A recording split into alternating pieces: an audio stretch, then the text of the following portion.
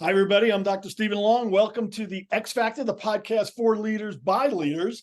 All right, today we have two very special guests, two for the price of one.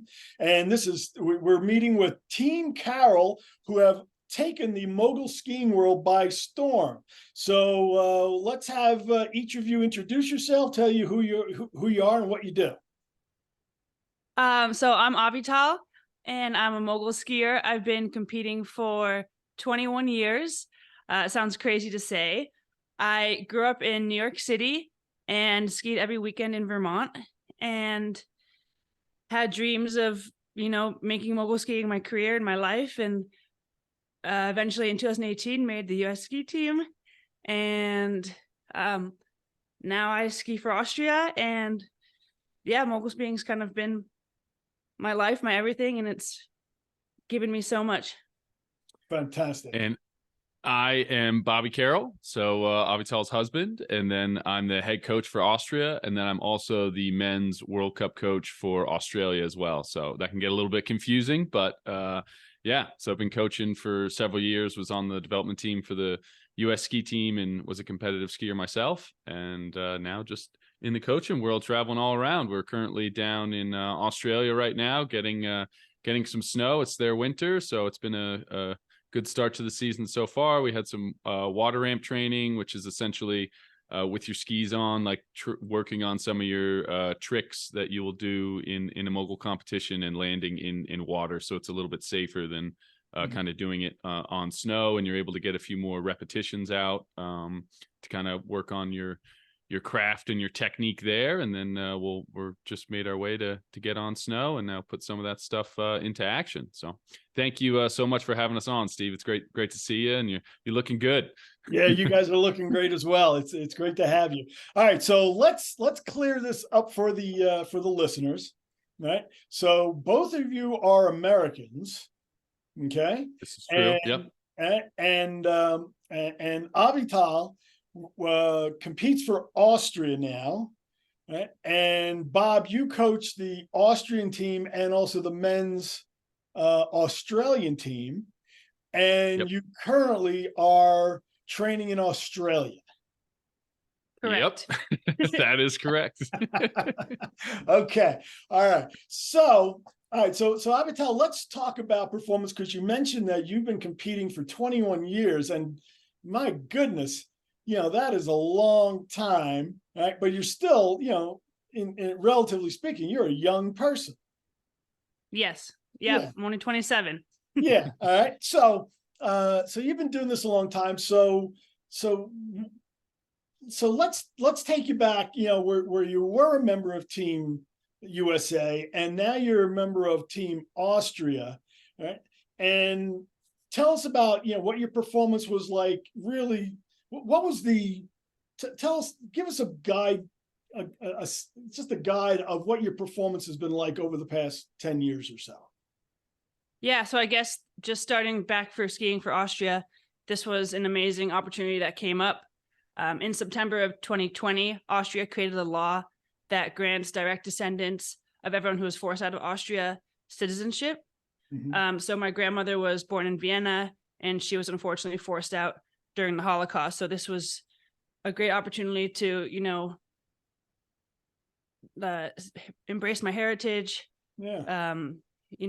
Be able to kind of do everything together. And, my motto that I always say is love, dream, unite. So this really has been able to bring everything together as one. And then going back to the performance side of things, over the past 10 years, I would say it's kind of been a massive roller coaster.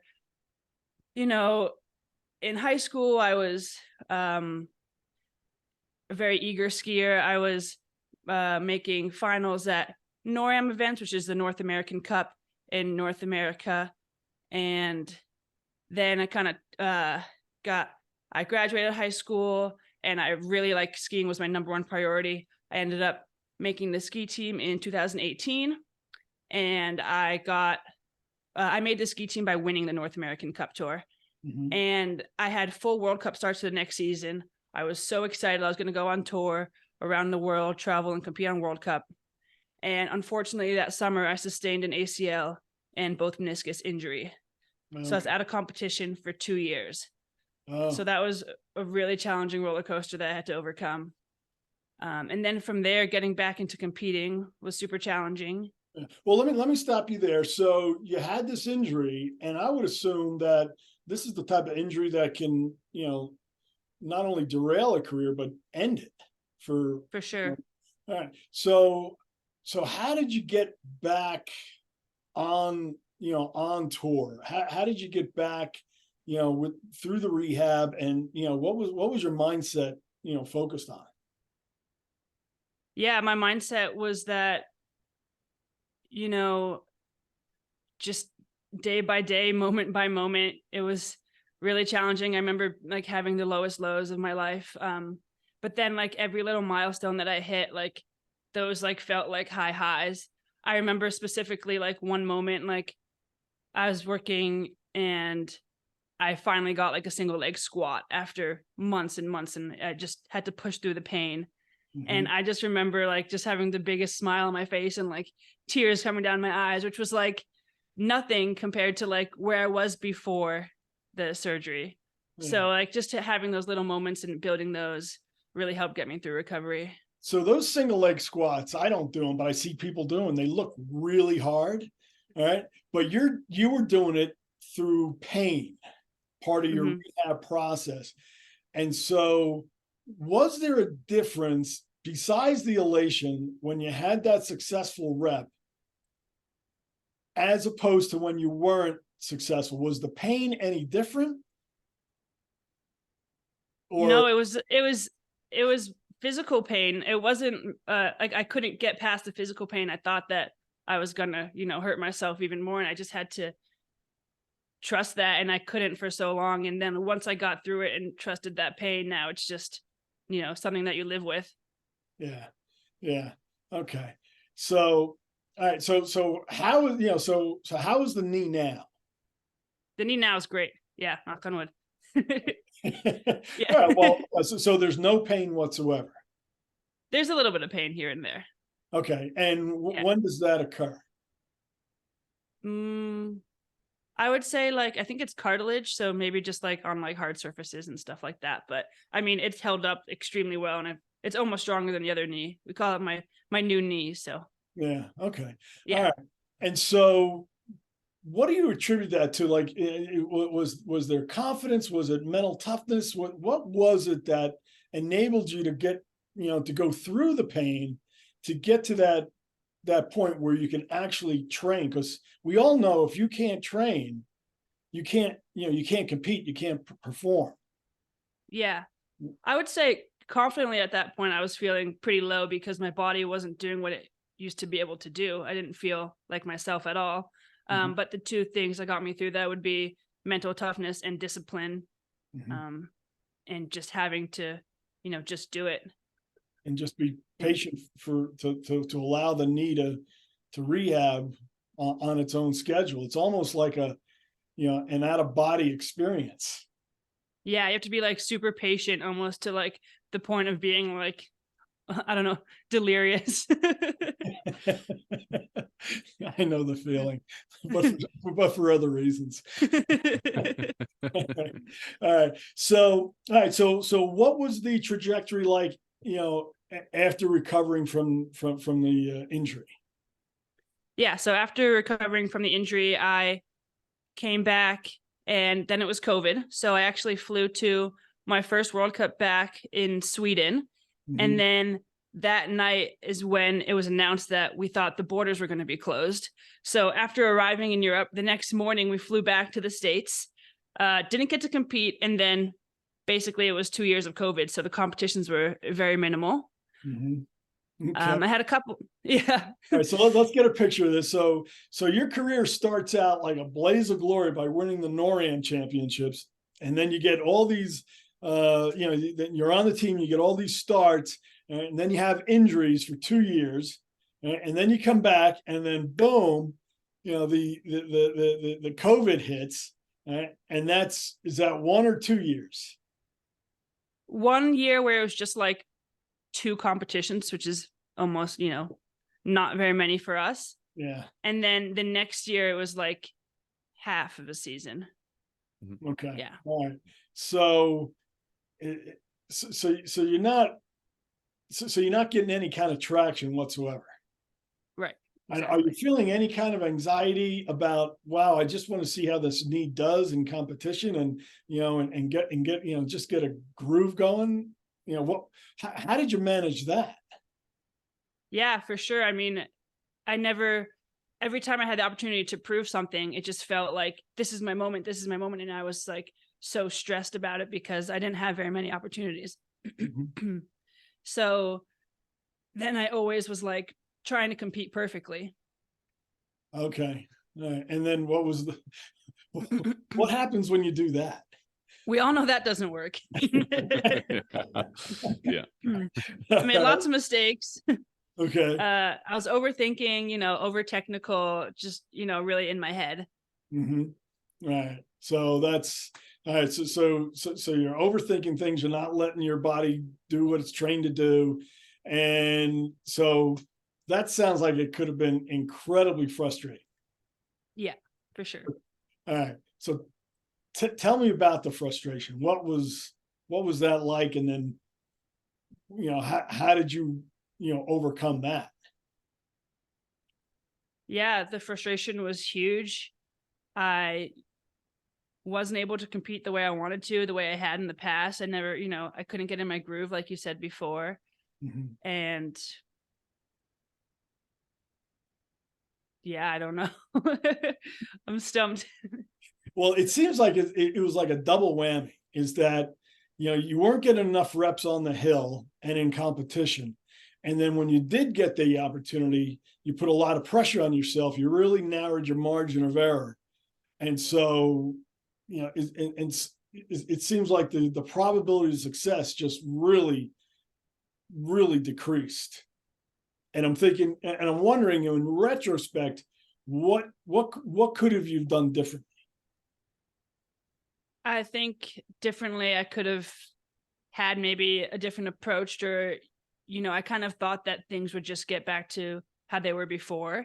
Mhm. And, I was a pretty natural competitor to begin with. And then I never was able to find that. Okay. Yeah. All right. So tell us about last year. What happened? Last year was incredible. um, so The last year smile was, returned. yeah, sad to happy. So last year was my first year representing Austria on the world stage. Mhm. And that in itself was super incredible. And I started off the World Cup tour with a bang. I PB'd at my first event and I got sixth at my first World Cup this year. And then from there, basically I think every event but one, I got top 10 finishes, which I had never achieved prior to that. Mhm. And then at World Championships this year, I got back-to-back bronze medals, which was insane because I had never podiumed on World Cup, let alone World Championships. Ding ding. And ding ding. And those are the two best results of my career. So Yeah, that's fantastic. All right. So with the, by representing Austria, you got a whole lot more starts. And so you're able to get into your groove and really refine what you were doing. And did as opposed to the year before, you know, did you find that margin of error just expanded, so you could for just sure. do, so you just do what you could do. Yeah. And just like so much pressure before in those like individual events where being able to like have the whole tour and like be able to breathe and relax and just like, know that this is like what I'm meant to be doing and that I have this opportunity. Okay. So you basically, have a top 10 finish in just about every competition leading up to the World Championships. Yeah. Right? Take me through the World Championships and tell me how did you do what you did? Yeah. So the World Championships in itself was, a whirlwind, but in the best way. I would say when we got there, we talked about just doing, saying yes to everything, like kind of being in this like really good mindset. Like if people want to interview you, like say yes. If you want to check out the carnival, like say yes. Like kind of just like take this whole experience and have like a really like chill approach to it and be able to fully experience everything. So I think that going in. So it sounds like you were just kind of like, before you got on the hill and get into the flow of things, you kind of got into the flow of things, from the moment you arrived. Yeah. That's really interesting because a lot of athletes think they got to block things out. Mm-hmm. Yeah. And what's your experience when you try to block things out? It doesn't work. It's all the coaching, Steve. It's all the coaching. It's all coaching, right?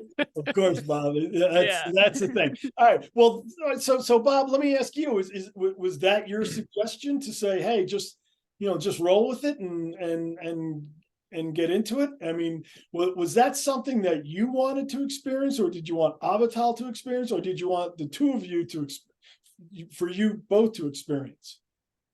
Well, in my experience so far, just with coaching and all the reading and everything else, there's a few different ways to kind of attack some of those bigger events. And it kind of I think it really depends on the personality and depends on the person.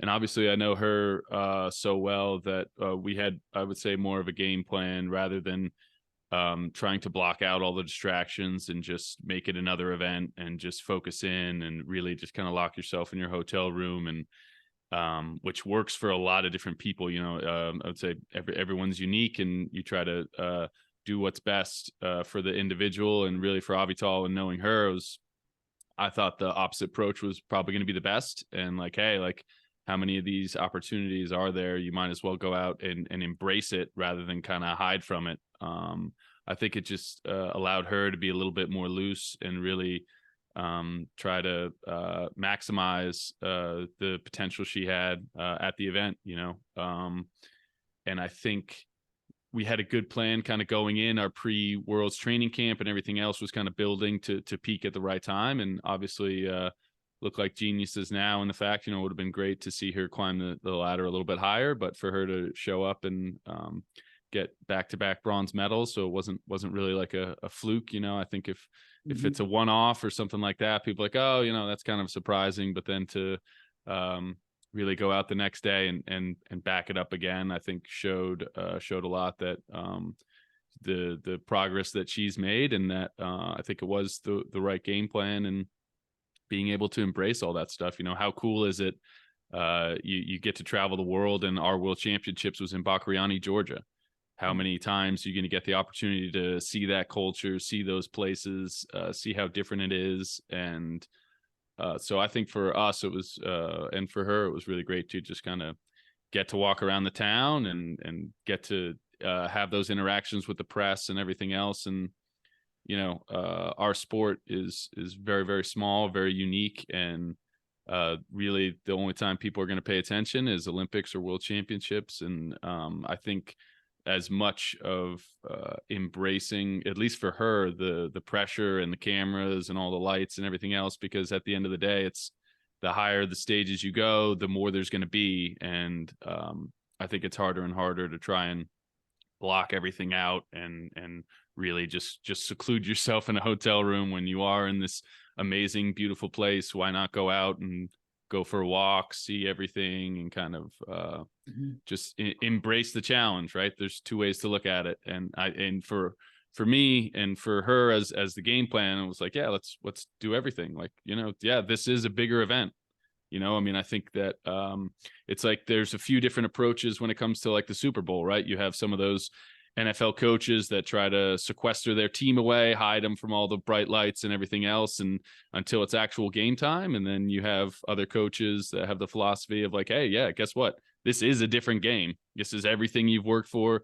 This is everything you want. You want that to hold up that Lombardi trophy. And so treat it as such. Like, hey, there is going to be more pressure. Guess what? Life is about pressure. It's about trying to do your best, and you might fail, but I think it's a lot more fun to embrace all that stuff and then not accomplish what you want. Of course, obviously you have more lights and everything else on you, but that's the beauty of sport. Yeah. So using that Super Bowl analogy, how is, a typical tour stop different or the same as the World Championships? I mean, how is the environment the same? How is the environment different? Well, honestly, we haven't had too many experiences with World Championships. I have as a spectator watching it at Deer Valley a few different times. They've hosted several World Championships, but from the other side, I think Bakariani and Georgia, they really did just a fantastic job and really wanted to make it a big show out event. They had a lot of great hotels. The food was fantastic, and they really tried to put on a big show. And I think compared to some of the other World Cups and some of the other stops, I mean, it was definitely more of an event. They definitely add there's more press, there's just more people like paying attention, without question. And the way that World Championships worked for our sport is that they had it all in together for World Championships. So it was also snowboarding, so like snowboard half pipe and slope style, and all those events came together, where usually it's kind of the tours are separate. They're at all different stops and everything else. So I think that also brings more attention to it. Okay. All right. So Avital, let's go back to your, to the World Cup runs. And what was the first event? What was the first event? Yeah. The first event was in Ruka, Finland this year. No. I'm sorry. At the World Championships, what was the first competition? Was it moguls or was it the other one? Oh, the first event was the single moguls. Yeah. Single moguls, and then there was double moguls, right? Yeah, and then dual moguls. Racing against somebody else. All right. Yeah. So help me understand what the mindset was, as you're waiting, to get into the gate. Yeah. At the top, waiting to get into the gate, I remember being there and just trying to be in like a really chill and relaxed mindset. I almost I lie down at the top of the course and just close my eyes and listen to music, and almost as if like I'm kind of sleeping, like I'm just, enjoying just like the peace and quiet. And then, as I kind of get closer to being in the gate, I get like the jitters and everything, and just kind of remind myself to, be present and use those different tactics to get present in the moment. And and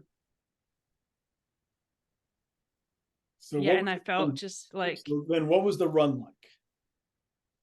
The runs there felt like very freeing, and I felt like it was just like me doing my thing. And I didn't feel like all of these like pressures. Like it was kind of just like, this is who I am, this is what I'm going to do, and I'm going to show them what I can do. And that was kind of just like every run I was doing that.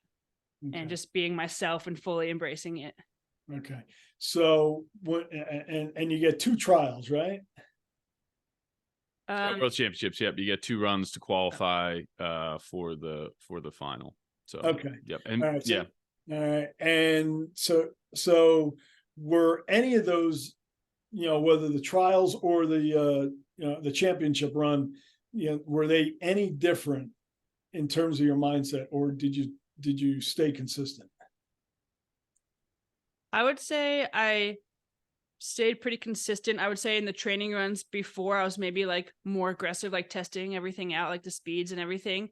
And then maybe took like a little bit of a step back for the qualification runs. But then as the finals runs came, then I brought that like intensity back. Okay. All right. And so when you cross the finish line and you did well, right? What's that like? I mean, because you don't know if you won anything at that point, right? But you did well. What's what sense of satisfaction do you receive? You receive just like, you're so happy, and you did your best run, right? That's all you can do. So that's like the first thing. And then secondly, you're almost like a relief, like, whew, because like it's very intense, and your heart is racing and you're going, it's everything is moving so fast. So then you can just kind of breathe. And then just like, holy cow, did I just do that? In the biggest moment possible. That's got to be incredibly satisfying. Yeah. Yeah. And then when you get the results, What's that like? It's interesting. The results are obviously amazing and incredible, and it feels so good to stand up there knowing that all your hard work has paid off. Mhm. But the feeling after the run feels much better than standing on the podium. Really? Yeah. Yeah. All right. So repeat that again. Let me make sure I get that straight. The feeling that you get when you get the results is actually better than when you're on the podium. Yeah. Just like at the bottom of the course after your run. Okay. So and you haven't got the results yet. All you know is that you just did the very best that you could, and so everything else is gravy. When you get the Yeah. results, and you find out that you medaled, and you go over to the podium, and you get on the podium, and they give you the medal. That's still secondary from the feedback that you got when you crossed the finish line, knowing that you did absolutely the best you could. I guess secondary to the feeling that you've like laid down your best run. Yeah. But like obviously the hardware, like looking back, like that's like an amazing moment in itself. But the feeling that you have after like laying down such a good run is just so immense to me. Yeah, I've heard from other athletes who have accomplished similar type of goals, is that it's the accomplishment Hmm. that really matters. And then in the moment when you get the hardware, it's great and you're happy, but later on, it's the hardware and the memories really, those are the things that really continue to linger. So I don't know Yeah. if you had a chance to really enjoy, the medals. Like I just heard Patrick Mahomes say something about, he was MVP, but he didn't really care because he still had to play the Super Bowl, Right. and he wanted to win the Super Bowl. And then later on, like this summer, he's probably looking back and go, "Yeah, I was the best player in the league." Yeah. Yeah. And but it's so those things take a back seat. And I think a lot of times people are driven by the wrong things. They're Hmm. driven by the hardware, the pursuit of that, and what it actually, what it may symbolize, or what it might justify. But it's actually the accomplishment itself, when you've gotten every ounce out of your potential that you possibly could. Yeah. 100%. Yeah. And it just so happens that you did it in, the biggest event of the year. Yep. Yeah, that helps. Yeah, that helps. Okay. Yeah. All right. So, I mean, I was just so happy for you. And, but I was intrigued with, okay, so Bob was talking earlier about, about soaking it all in and taking it all in. And did you find that helped manage the stress or alleviate the stress because you're just focused on other things? And then, oh, okay, now it's time to go race. Yeah, I felt like it helped keep me calm, even like talking to friends and competitors on the chairlift. And I remember even getting on the lift in the morning before training one day, and I had scheduled an interview for the lift ride up to the event. Um, so I think it just really just put me in this, like, I'm here, this is what we're doing. And talking to everyone just kind of makes me feel calm and really embrace it. So think about your 18 or 19-year-old self.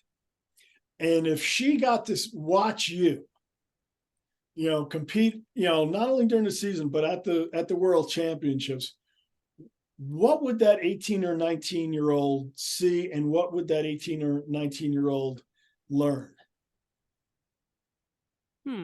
That's a good question. That 18 or 19-year-old would be, stunned to just know the journey and what, I've been through, what we've been through. She would be happy that I pushed through all the hardships. Mhm. And she would be, I guess, I'm not really sure. Yeah, but she would definitely see that it's not a straight line trajectory. Correct. Yeah, it's definitely, yeah, she would see that it's not a linear path, and you have to have the ups and downs, and the downs make the ups, so much better. Yeah. And then and you learn lessons in the valleys that help you when not only get to the peak but enjoy the peak and Yeah. perform at the peak. Yeah, 100%. And I think that, that frustration just kind of makes you want to achieve it that much more. Like that's kind of frustration drives me. Okay. Yeah. So is it frustration, to the anger side, or frustration to, to the, I gotta get this done, like a challenge side? Challenge side. Yeah. Okay. Yeah.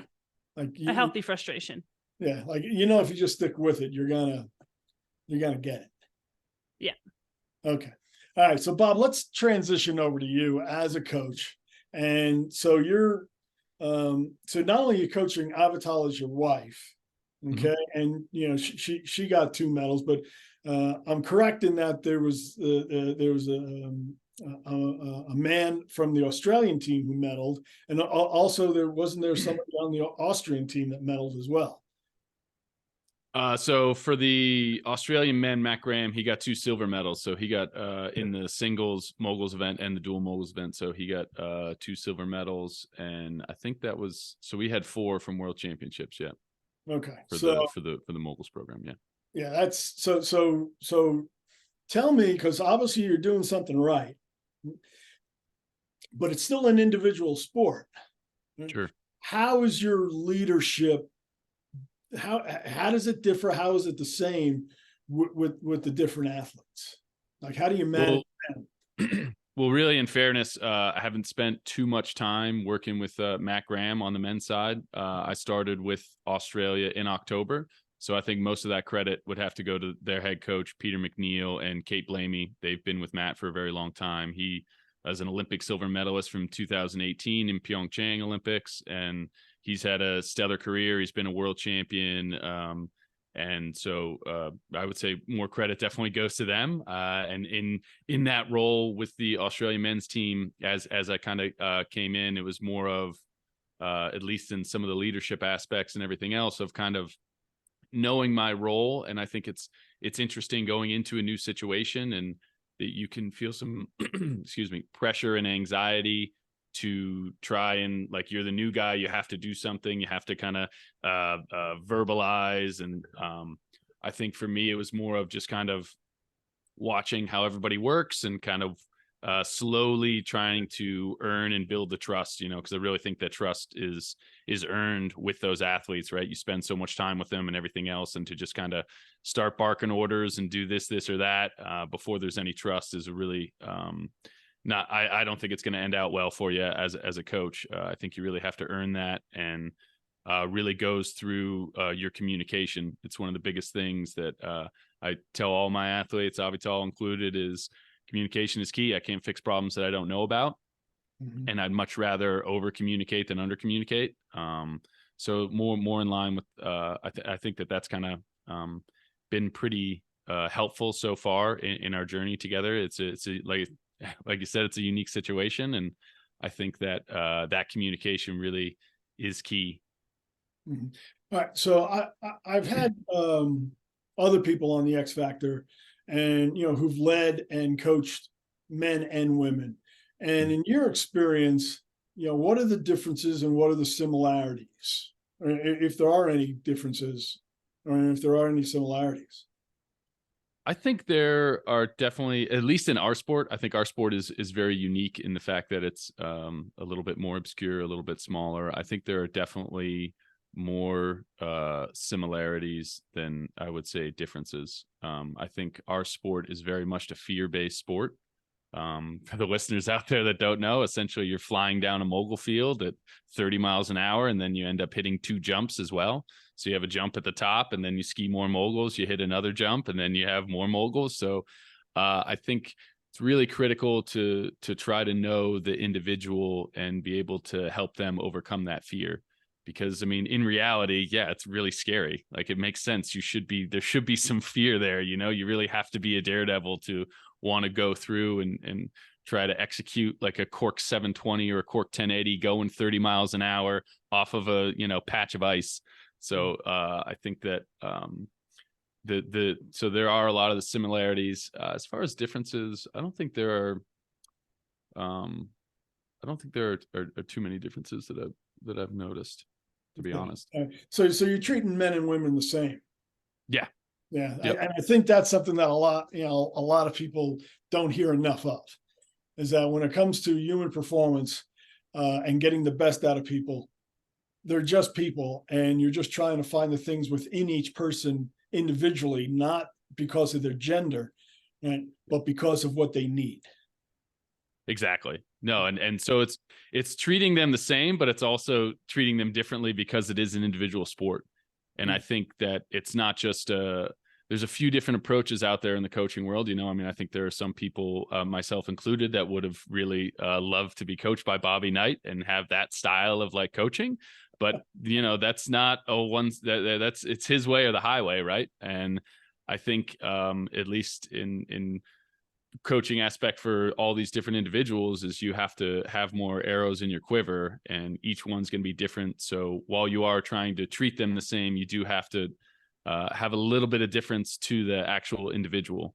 And that goes into that communication, kind of knowing them. And, one of the key things for me is to just be authentic and be genuine. I think that's one of the things you can't really, you can't fake. You can't try and be somebody else. You can't try and be like a hard ass, or you just have to, be yourself. And sometimes you are hard and sometimes you're not. And I think that the athletes are really able to see that. I mean, it's the same thing when you were playing football or anything else. Like you can tell, you can see right through the coach. It only takes about 5-10 minutes to be like, I don't believe anything this guy's saying. He seems like he's totally full of it. You can't fake authenticity. Yeah, this is true. All right. So, but I got to ask you a question. Do you like spicy food? Do you like spicy food so much that, it may even hurt? Do I like, I don't mind spicy food. Yeah. I don't like, that's a sign of benign masochism. So you say that, I would really love to be coached by Bobby Knight. That's a sign. Well, I think that would work for me, though. I don't know. There's that style of like, it's the environment you grow up in. There's some of that intensity and everything else. I think that doesn't work for everyone. And I don't know. Maybe my opinion would change when he's there, like poking me in the chest in the moment. Be like, oh, this isn't. Yeah. I gotta tell Steve I want to change my. My or choking you. Yeah, exactly. All right. So Avital, let me go back to you, because Bobby mentioned, the fear factor. All right. Mm-hmm. And, to me, all right, somebody who has a fear of heights and is not wild about speed, the whole fear thing resonates with me. Like 30 miles an hour and on skis, and you're going through bumps, and then you want me to, twist and turn and flip my body. But to you, that sounds pretty cool, right? Yeah. And it's funny that you say that, because you're the one that helped me get through all of that. But that's a perceptual issue, isn't it? Is that I perceive it as, oh yeah, I'm gonna die doing this. All right. Right. But you perceive it as like the most exciting thing that you could possibly do. Yeah, it's a big challenge. Yeah. So like, one of the more recent X Factor podcasts was a 3-star general, retired, but he was also an F-16 pilot. And when he was graduating, getting ready to get out of high school, he just wanted adventure. He wanted to fly not just planes. He wanted to fly jets. Mm-hmm. So it's the same kind of thing, as that, that's the thing. We're all looking for this balance between stability and excitement. Mm-hmm. Okay? And we're all on the continuum, right? But we both, we all need some of that. We all need both of that to some degree. And we're General Field was, flying, I don't know how fast, Mach 5 in an F-16, all right, and you're going 30 miles an hour, right, down and twisting and turning with really no protective gear whatsoever except for a helmet. Okay. But I think a lot of people deny that in themselves. They deny that pursuit of the excitement, of the adventure, of the thing that really gets them going. And seeing your trajectory over the 10 years, of being labeled a high potential, okay, and then getting hurt, and then hitting COVID, where you're not really getting to express that and pursue that. And now that you really the first time you had a chance and you crushed it, right? So let me transition again to the stability, right? Because obviously we know what your excitement is, right? Is that you stayed upright. All right. But you know that you did it to the best of your ability. So what I'd like to talk about now is this relationship of coach athlete, but also husband wife. Right? Can you help me understand the differences and the similarities of both, if there are any? Is there a change when you guys get into, when you're on the hill or not, or when you're at home, cooking dinner? I would say, honestly, we do a good job of separating the two, actually. So on the hill and at training, Bobby is coach, and we very much have a coach athlete relationship. And at home, husband, we're cooking dinner, and I'll be like, "Hey, Bobby, I had a really hard day with my coach today. Like, can I talk to my husband?" and so, Bob, how does the husband respond by, and how does the husband, put a wall, between the husband and the coach? Sounds like your coach is really mean. Sounds like he's a dick. No, I mean, there's I'd say we do a pretty good job of being able to break that up. Even there are times on the hill when maybe she's struggling or something like that, and she'll just kind of be like, "Can I talk? I just need to talk to my husband real quick." And be like, "Okay, what's going on?" So we just do a pretty good job of keeping it lighthearted on the hill. And I think the great part about it is the trust that we have. I think that she knows the amount of potential that I think she's capable of. And I think that she knows that I would never ask her or put her in a situation I didn't think she could handle or be not ready for, So I think that there is that trust and that give and take. And, I think it also helps that spent so much time in the sport. I was not in really the coaching world. I essentially semi-retired from coaching before going on this journey. I was going down the path of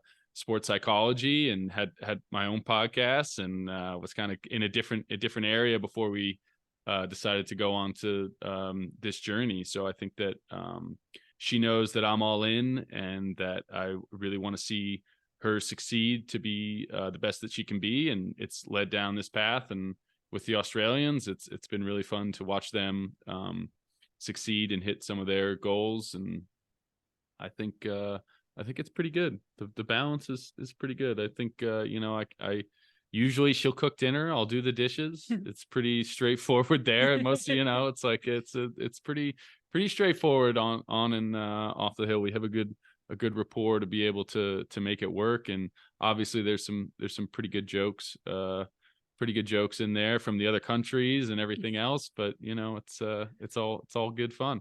So is it easier to go from spouse to athlete, spouse to coach, or is it easier to go from coach to spouse, athlete to spouse? I think it's easier probably go to coach to spouse. Yeah, I would agree with that. Or athlete to athlete to spouse. So the bedrock of the relationship is the marriage.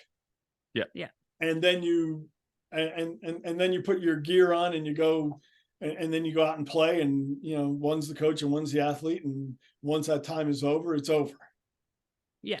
Yeah. Usually it's right usually away, a pretty good job, or obviously if there's video or there's other stuff we have to do after the fact, whether it's goal setting or kind of figuring out. So obviously there's some time. It's not a full on off switch, but there's definitely but you can make that transition from one role to the next, which I think is probably the healthiest thing, and I think that's really the key to your guys' success.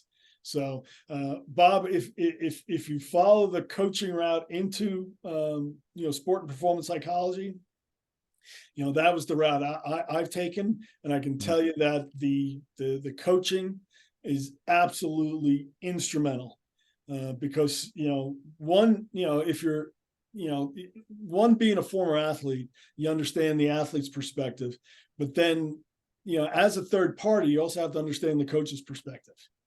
Right. Okay. And so you just may have a whiz bang career in coaching and never even give sports psychology and never thought, but if that's still in your mindset, I think you're really on a great trajectory to help a lot of people because of the experience that you're getting. So, and thank you very much, Steve. And obviously you have a really good student.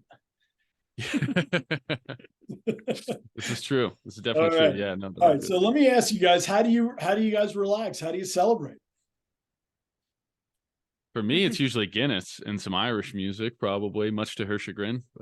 But yeah, for me, it's probably music. Yeah. You do any dancing along with that Guinness and Irish music? Yes, that's a relaxing celebration after. Usually, we've had a few cool places. Usually about the World Cup tour, if you're relaxing or celebrating after an event, you're in a pretty beautiful place, like the French Alps or Italian Alps or something like that. So there's been a few times where we'll have like 5 or 10 minutes before we have to get on the van of the shuttle to go to the airport, and we'll sit outside and get a quick glass of champagne to like cheers to a new personal best or something like that. So little bit of time in there, which is pretty good.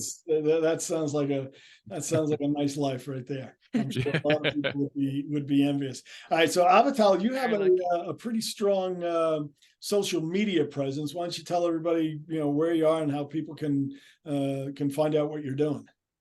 Yeah, so whoever's interested and wants to check out kind of our life and follow along, my Instagram is AviShort, AVISHORT, and my website is bigairsbigheart.com. That's fantastic. That's fantastic. Well, Team Carroll, it's been a pleasure talking to you and catching up with you. You always bring us just a unique sense of energy, and I can't thank you enough for coming on the X Factor. Yeah, thank you so much for having us. It's been awesome. Thanks so much, Steve. Really appreciate it. It's been a lot of fun. All right, everybody. Thanks so much for listening in. I'm Dr. Stephen Long, and we will see you next time.